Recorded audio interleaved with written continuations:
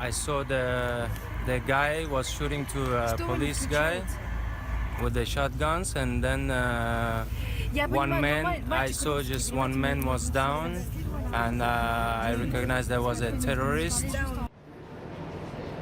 That's a witness in Paris describing what could be the latest terrorist attack there.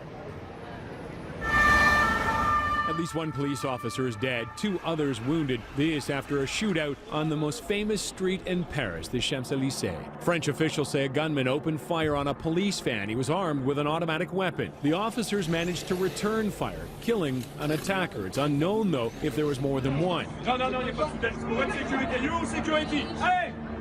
So far, no motive, but the French anti-terror prosecutors have now started an investigation into the attack on Thursday night. A source close to the investigation tells City News that the attacker was known to French security services for radical Islamist activity. The Champs-Elysées, about a mile long, full of tourists at most times of the day, was closed following the shooting. Paris itself is still under a state of emergency following the terror attacks in recent years. President Donald Trump responded to the attack during a news conference. Our condolences from our country to the people of France. Again, it's happening, it seems. I just saw it as I was walking in, so that's a terrible thing. The attack comes just days before the French presidential election scheduled for Sunday.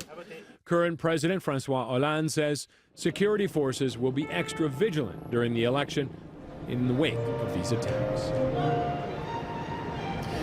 680 News Parliament Hill specialist Cormac McSweeney was in Paris on the Champs-Elysées when the shooting happened. He described some of the chaos that followed. I was actually watching a show just off of the Champs-Elysées, and when my phone was going off like crazy with people checking in to see if I was okay. I later learned what had happened, came to the scene. There were helicopters circling around in the sky. There were vans of police tactical units arriving at the scene. People were stuck in businesses and restaurants being escorted out. Police had guns drawn. It was a very, very tense situation when this was all happening. I didn't hear anything myself, but I was speaking with one of the witnesses who had said he was on the Champs-Elysées. As it happened, he heard gunshots. He said he turned around and saw police arriving about 5 to 10 seconds later, shooting the gunman dead. I saw from another witness just quickly a short video of police hovering over a body, seemed to be possibly giving first aid to someone. Wasn't sure if it was the shooter or one of the police officers who had been killed.